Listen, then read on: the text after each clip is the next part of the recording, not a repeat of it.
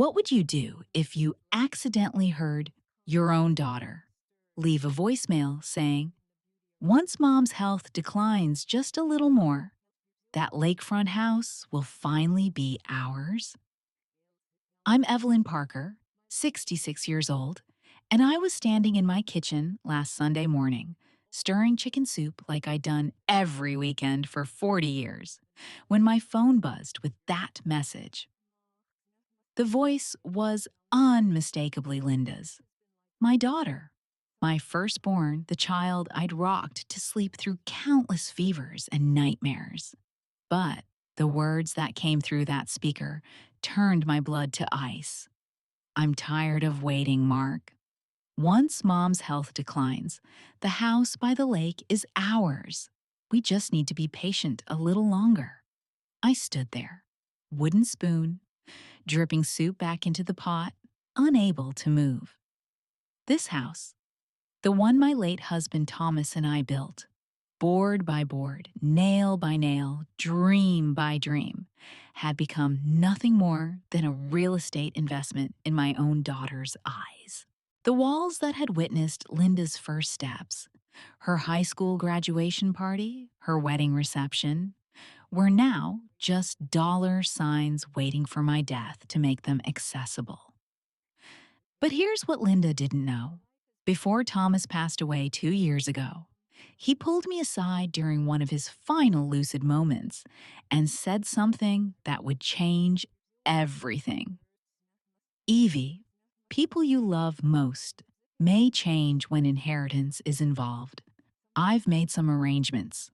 When the time comes, protect yourself. Today, I would honor that promise. My revenge wouldn't come through tears or tantrums. It would come through truth, justice, and a reckoning my children never saw coming." The signs had been there for months, subtle as morning mist on the lake, but growing thicker each day. After Thomas's funeral, when the last casserole dish had been returned and the sympathy cards stopped arriving, my children's visits took on a different tone. Where once they came to check on their grieving mother, now they came with measuring eyes and calculating hearts. Linda had always been my ambitious one. At 38, she worked in real estate development, talked fast, dressed sharp, and had inherited her father's head for numbers. Her husband Mark was quieter, more methodical, with the kind of smile that never quite reached his eyes. They'd been struggling financially. Mark's consulting business wasn't as successful as they'd hoped, and Linda's commissions had dropped when the market softened. I'd help them with car payments and their daughter's private school tuition more times than I could count, never asking for repayment because that's what mothers do. My youngest, Daniel, 34, lived in California and worked in tech. He'd always been the distant one, calling on birthdays and holidays, but rarely making the trip back to Minnesota. After his father's death, though, he'd started reaching out more frequently, asking detailed questions about my finances, my health, my long-term plans. At first, I thought grief had finally brought him home emotionally. I was wrong. Then there was Mr. Carter, Thomas's old law partner and our family attorney for over 20 years. A week after I'd heard Linda's voicemail, he called requesting a private meeting.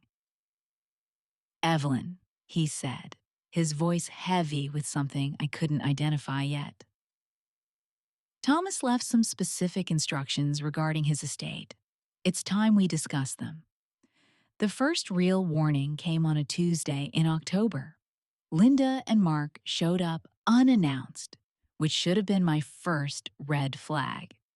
Linda never did anything without scheduling it 3 weeks in advance. They found me in the garden, pulling the last of the tomatoes before the first frost. "Mom, this place is really too big for you," Linda said, barely glancing at the vegetable garden that had fed our family for decades. All this upkeep, the isolation, it can't be good for your mental health. Mark nodded thoughtfully, pulling out his phone to show me something. We've been researching some really nice senior living communities. Look at this one in Florida. Sunny weather year round, no maintenance worries, built in social activities. The brochure was glossy, full of silver haired people playing shuffleboard and smiling too widely. Sunset Manor, where golden years shine brightest. The tagline made my skin crawl. I'm not interested in moving, I said firmly, brushing dirt from my hands. This is my home. But Mom, Linda pressed, what if something happens? What if you fall or have a medical emergency? Who's going to help you out here? I have neighbors. I have friends at church. I have a life here. They exchanged a look, the kind married couples share when they've rehearsed a conversation. Mark cleared his throat. We're just worried about you, Evelyn. Thomas wouldn't want you struggling to maintain this place alone. I wanted to tell them that Thomas had loved this house more than anything except me, that he'd built the dock with his own hands, that he'd made me promise never to sell it unless I truly wanted to. Instead, I said, I appreciate your concern, but I'm fine. They left the brochure on my kitchen counter. I threw it away the moment their car disappeared down the driveway. 2 weeks later, I was putting away groceries when my phone rang. I didn't recognize the number, so I let it go to voicemail. When I played it back, my heart nearly stopped. It was Linda, but she wasn't talking to me. She was leaving a message for Mark, apparently having dialed my number by mistake. Mark, it's me. I just got off the phone with that appraiser. He says the lake house could easily go for $800,000, maybe more with the current market. I'm tired of waiting around for Mom to make the smart choice. Once her health starts declining, and let's be honest, it will, the house is ours. We just need to be patient a little longer. I played that message 17 times before I finally stopped shaking.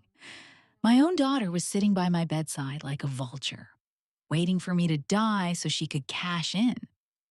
But what made it worse was the casual certainty in her voice, as if my death was not a matter of if, but when. The next morning, Daniel called. He never called on random Wednesdays. Hey, Mom, how are you feeling? You sounded a little tired when we talked last week.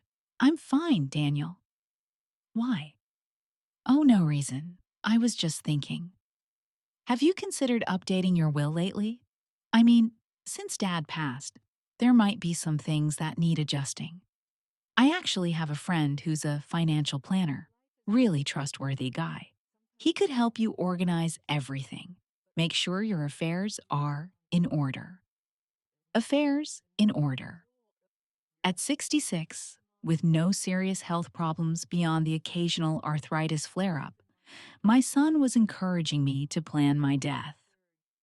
I'll think about it, I said, and immediately hung up. That weekend, Linda showed up again, this time with a folder full of papers. Mom, I've been doing some research on estate planning. Did you know that if your estate goes through probate, the government could take up to 40% in taxes?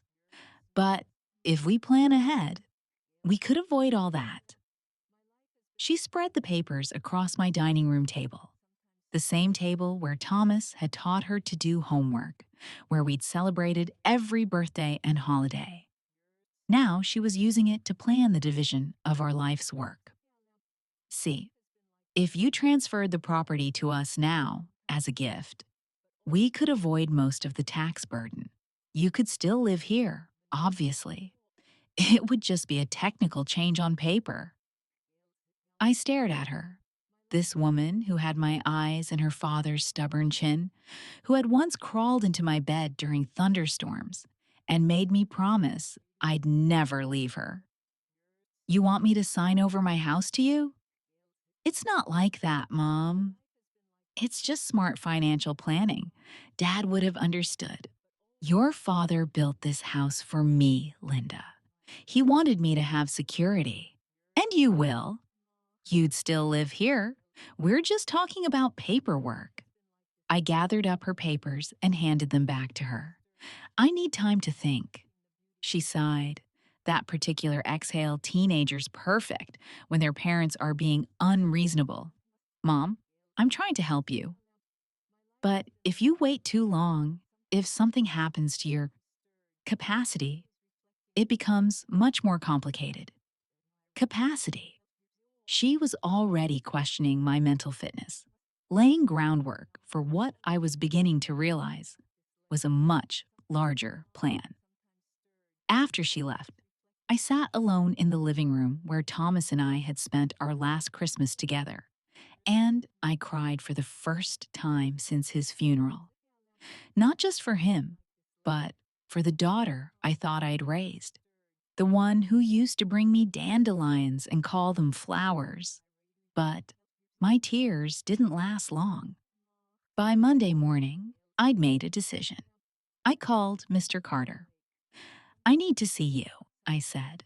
It's about Thomas's contingency arrangements. There was a pause. I was wondering when this day would come. Can you be here Thursday at 10? I'll be there. Carter's office sat on Main Street in a building almost as old as the town itself.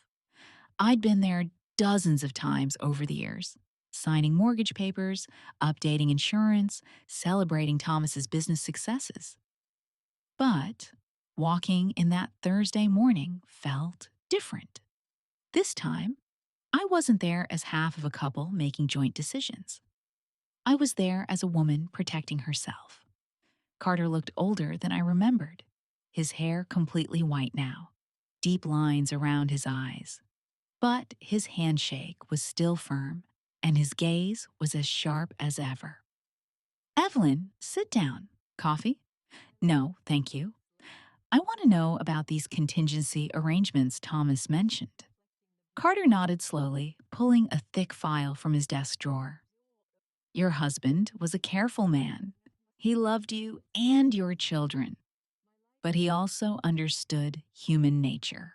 About 6 months before he passed, he came to see me with some concerns. What kind of concerns? He'd noticed changes in how Linda and Daniel interacted with you both. Subtle things. Questions about finances, comments about the house, suggestions about your future.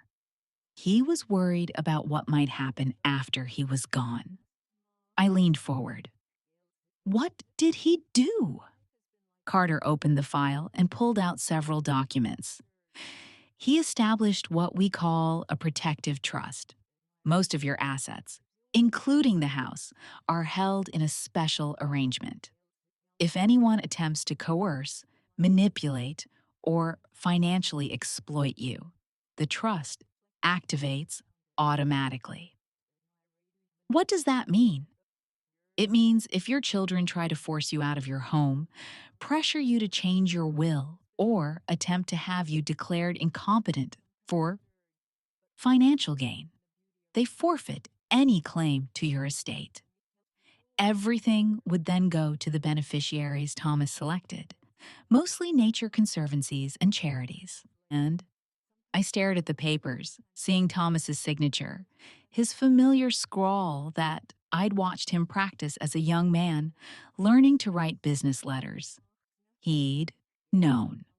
Somehow, he'd seen this coming. There's more, Carter continued. Thomas also arranged for a private investigator to monitor any unusual activity around your finances. Insurance policies taken out in your name, property assessments, that sort of thing. And Carter's expression darkened. Evelyn, your children have been busy. Linda contacted 3 different life insurance companies about purchasing a policy on your life. Total value, $1.5 million.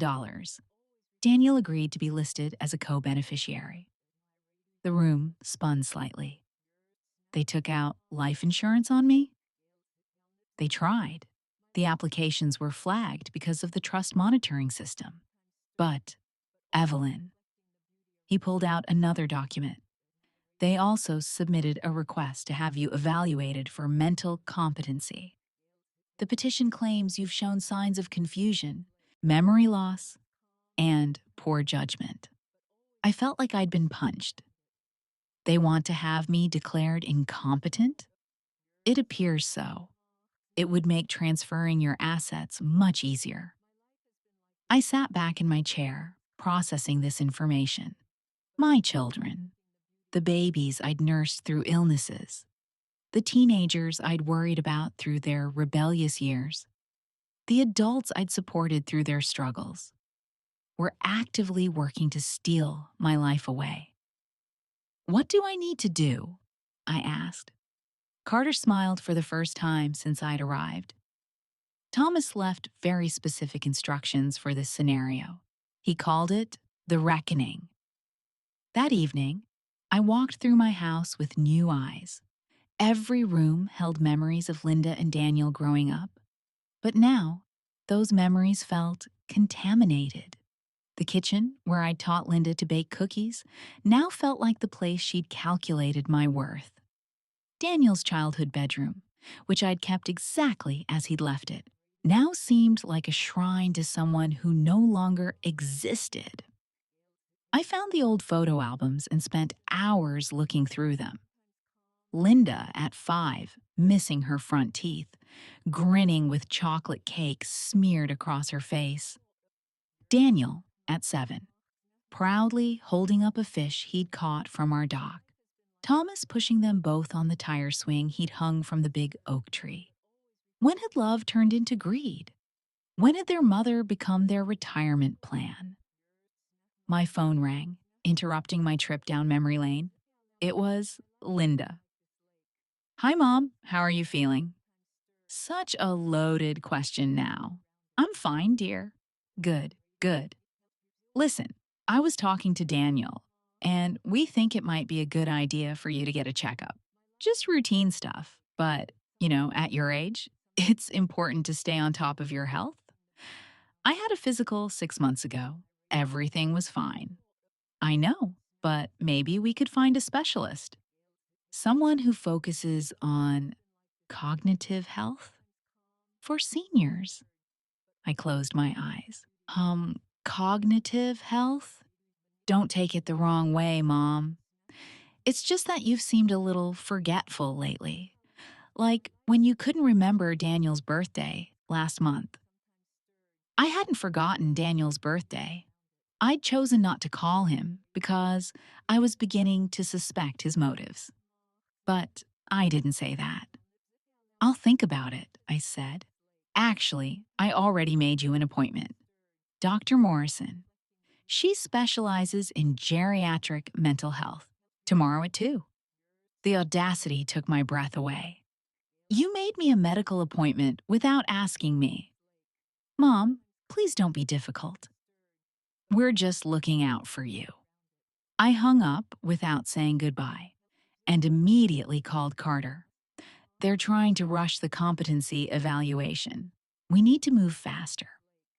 I'll make some calls tonight. Can you be here Friday morning? Early? I'll be there. And Evelyn, bring anything you want to save. After Friday, everything changes.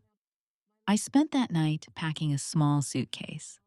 Not because I was leaving, but because I wanted to have my most precious things with me when the storm hit.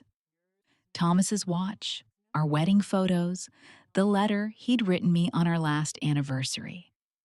If my children wanted to play games with my life, they were about to learn that their mother had been married to one of the shrewdest men in Minnesota, and some of his wisdom had rubbed off on me. Friday morning arrived gray and cold, with the kind of wind that cuts through even the warmest coat. I drove to Carter's office with my hands shaking, not from the cold, but from anticipation. By noon, my children would know exactly who they'd been plotting against. Carter was waiting for me with a woman I didn't recognize.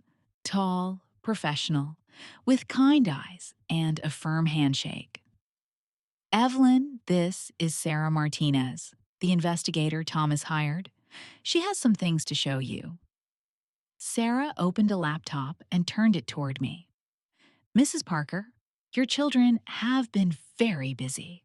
In addition to the life insurance attempts and the competency petition, they've been researching the property value of your house, contacting senior living facilities, and she paused, clicking to another screen.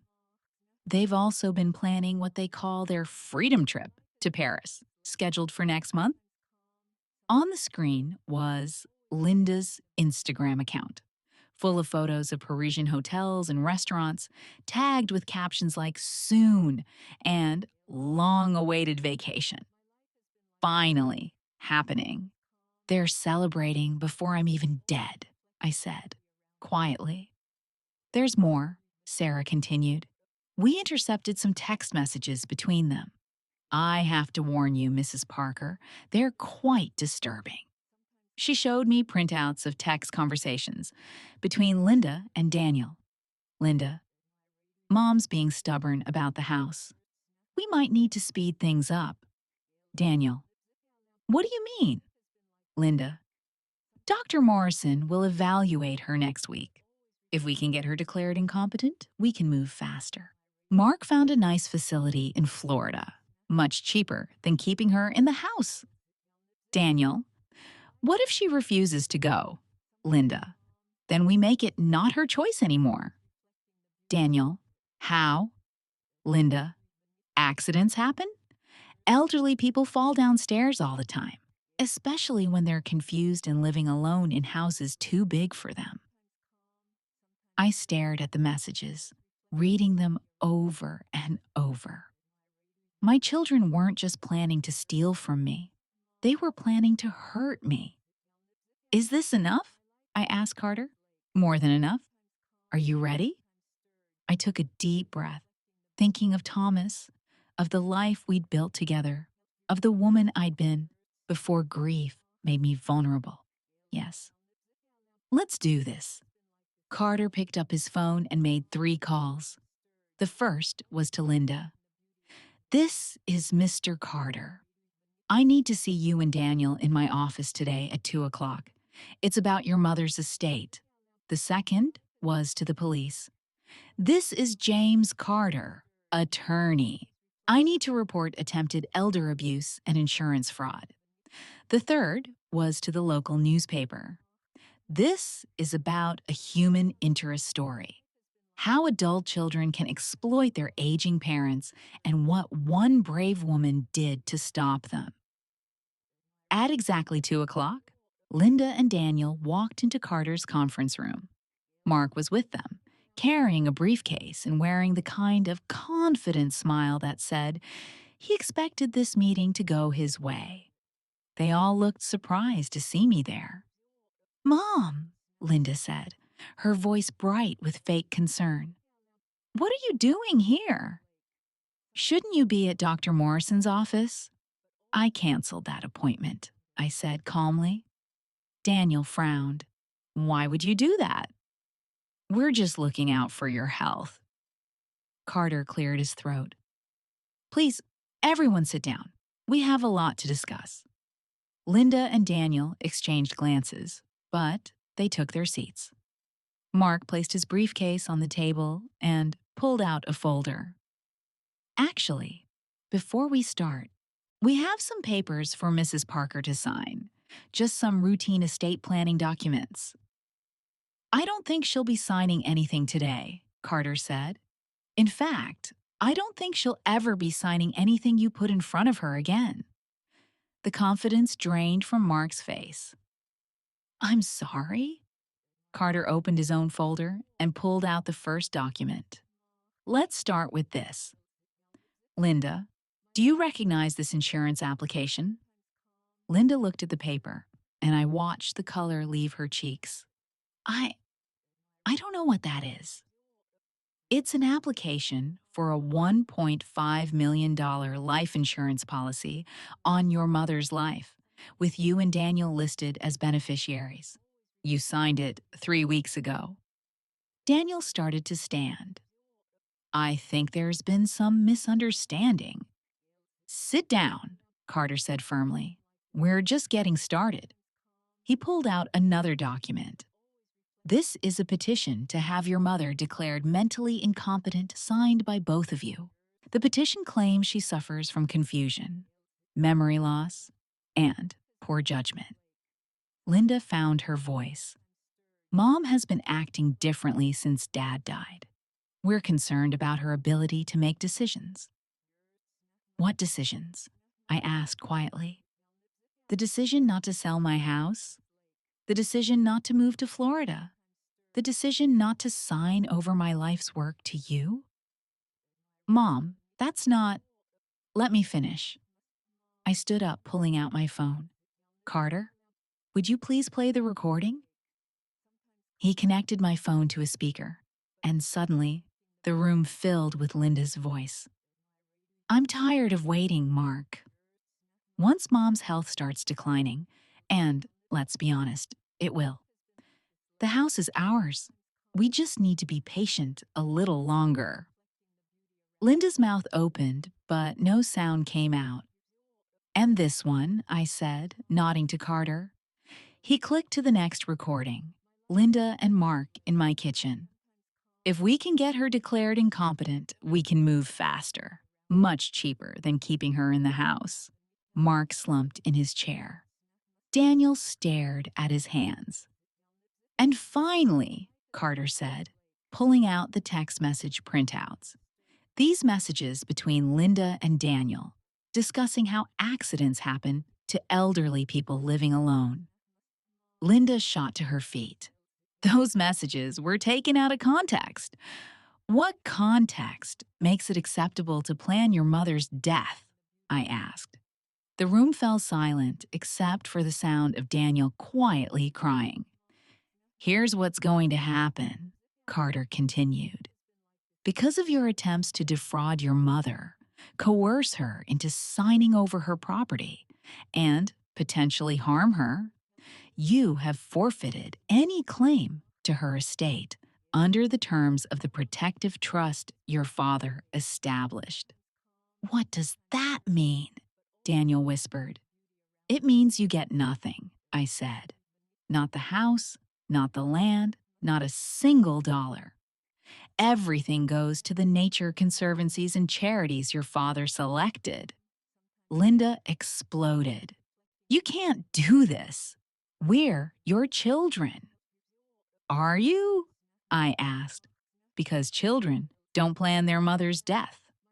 Children don't try to steal their inheritance while their parent is still alive. Children don't threaten to hurt their mother if she doesn't comply with their demands. Mark grabbed his briefcase.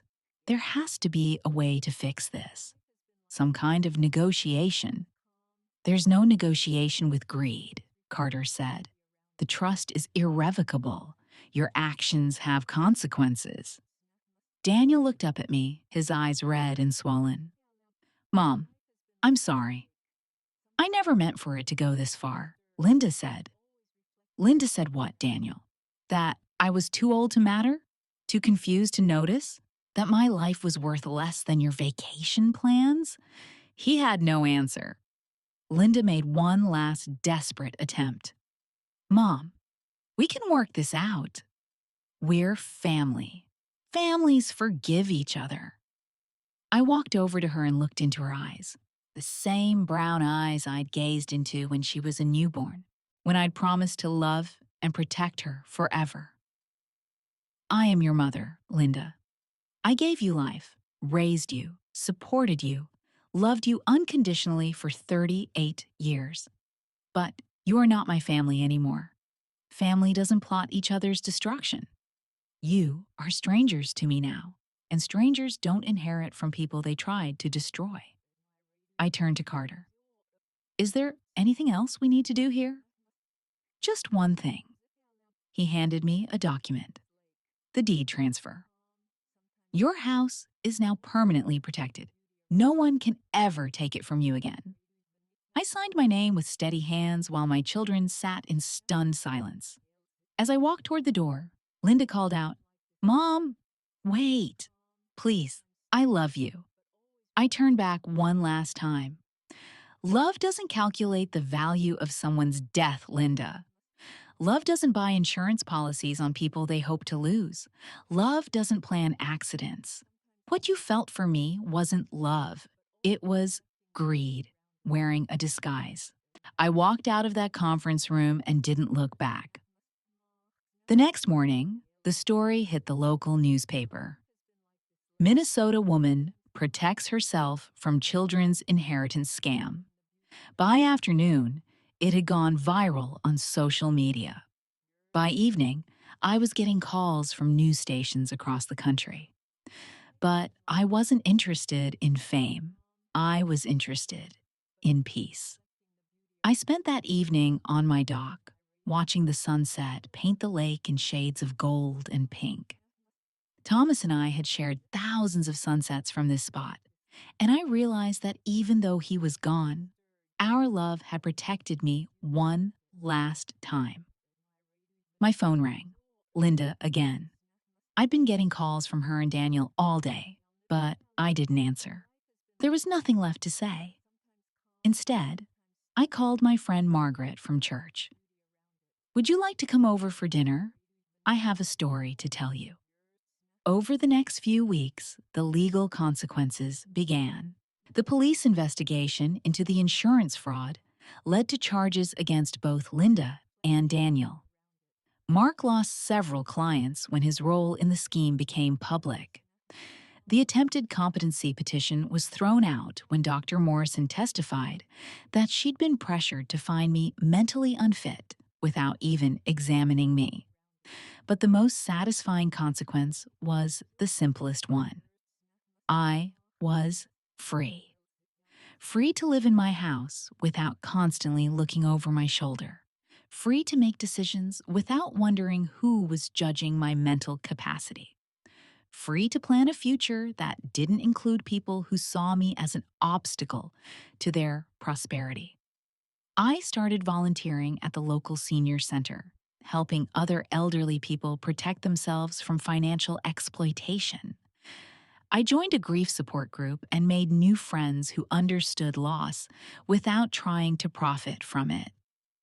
I even started dating, something I never thought I'd do again, but which felt right when the right person came along. 6 months after that confrontation in Carter's office, I received a letter from Daniel. It was handwritten, not typed, and it was different from his usual communications. "Mom," it began, "I know you probably won't read this, but I needed to try. I've been going to therapy since everything happened, trying to understand how I became someone who could plot against his own mother. I don't have any excuses. I was greedy, I was selfish, and I convinced myself that what we were doing was somehow justified because we were your children and we deserved your things. I was wrong. I lost sight of the fact that you are a person, not a bank account. I lost my father, and then I lost you, and it's my own fault. I don't expect forgiveness, but I wanted you to know that I see now what I did, and I'm horrified by it. I hope you're happy, Mom. I hope you're living the life you want to live. You deserve that." I read the letter 3 times, and then I did something that surprised me. I called him. The conversation was awkward and painful, but it was honest in a way our family hadn't been honest in years. Daniel cried. I cried. We talked about Thomas, about the children they used to be, about the adults they'd become. "I know I can't fix this, Mom," he said, "but I want you to know that I remember who you really are. I remember how you used to sing to me when I was scared. I remember how you taught me to fish from that dock. I remember that you were the best mother I could have asked for, and I threw it all away. Yes, I said quietly. You did. Can I, would it be possible? Could I maybe write to you sometimes? Not asking for anything, just staying in touch? I thought about it for a long time. Daniel, I need you to understand something. I forgive you because holding on to anger is poisonous. But forgiveness doesn't mean forgetting. It doesn't mean trusting again. It doesn't mean letting you back into my life as if nothing happened. I understand. If you want to write to me, you can.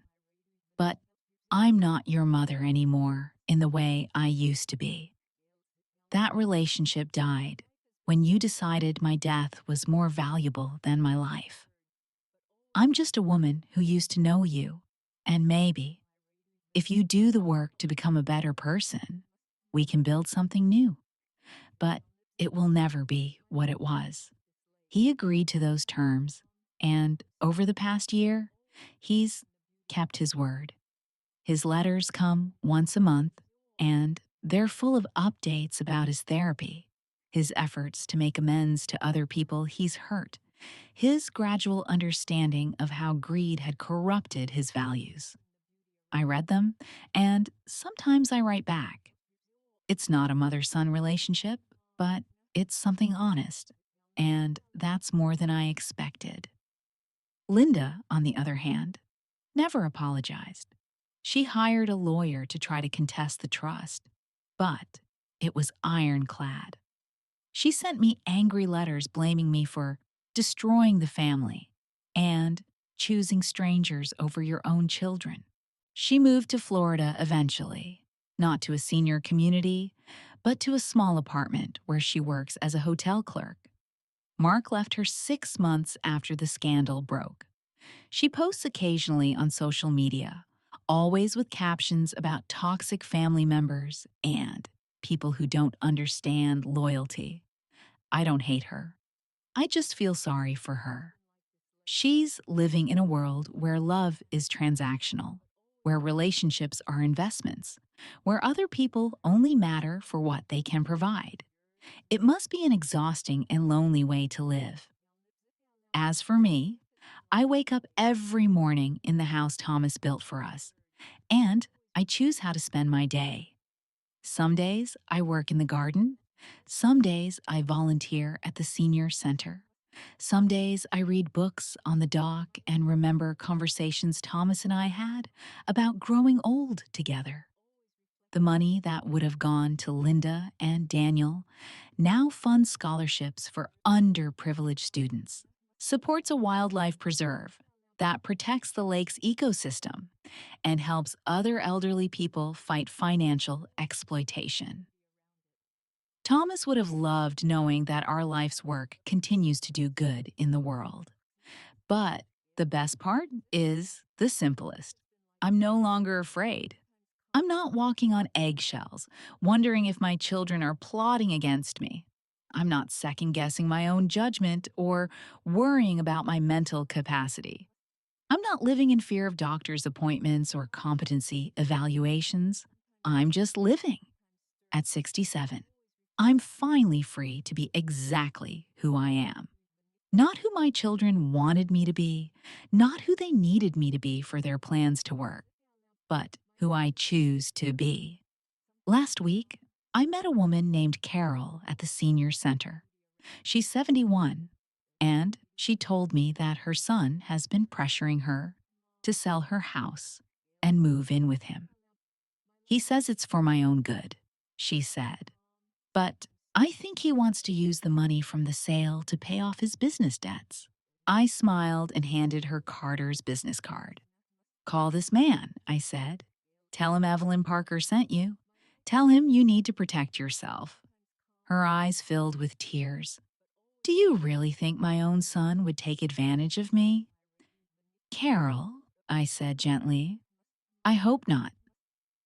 But hope isn't a protection plan. Love yourself enough to be prepared. She called Carter that afternoon because that's the thing I've learned. The people who truly love you don't need to inherit from you to prove it. They don't calculate your worth in dollars or plan your funeral while you're still breathing. They don't see your aging as their opportunity. Real love wants you to live well, not die conveniently. Real love protects, doesn't exploit. Real love sees you as a person, not a bank account. I lost my children, but I found myself. I lost my innocence about family loyalty, but I gained my strength back. I lost my trust in blood relations, but I discovered that family can be chosen, built, and earned by people who prove they deserve it. And every sunset I watch from this dock, every morning I wake up in the home Thomas and I built, every decision I make about my own life, it all feels like a victory. Not over my children, but over the fear and helplessness that almost swallowed me whole. If you're listening to this and you recognize yourself in my story, if your own family members are pressuring you to sign papers, move out of your home, or change your will, please remember this: you are not a burden. You are not too old to matter. You are not required to sacrifice your security for someone else's convenience. You have the right to live your life on your own terms, to keep what you've worked for, and to say no to people who treat you like an obstacle to their dreams. Don't let anyone, not even your own children, convince you that your death is their payday. And if you've never thought about protecting yourself legally from this kind of exploitation, don't wait. Find a good lawyer, set up protections, and make sure that if the worst happens, you're ready. Because trust is beautiful, but preparation is survival. Share this story if you believe that elderly people deserve respect, not exploitation. Subscribe to Grandma True Stories if you want to hear more about women who refused to be victims, who stood up for themselves when everyone expected them to stay silent, and who proved that age brings wisdom, and sometimes the courage to use it. Your voice matters, your story matters, and your life, no matter how many years you've lived, still belongs to you.